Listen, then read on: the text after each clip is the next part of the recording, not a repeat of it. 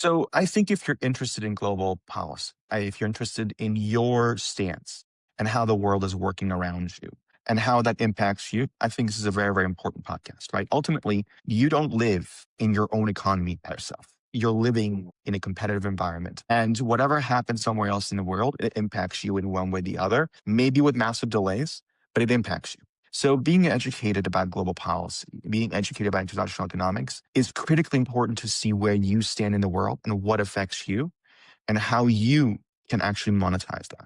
So that's what I would argue is how critical to this.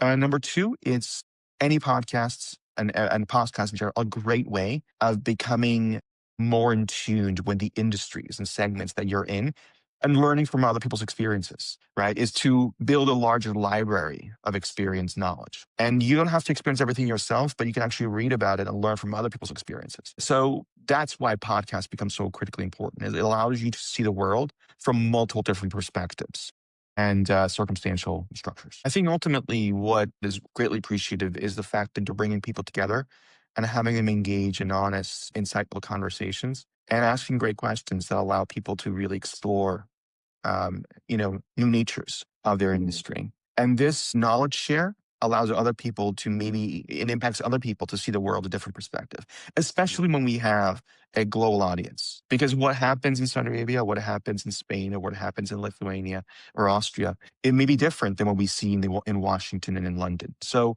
that's critically important for us to kind of share that knowledge with other places and for others to look at our perspectives, see our perspectives, and see where those similarities lie to ultimately create that oneness of humanity.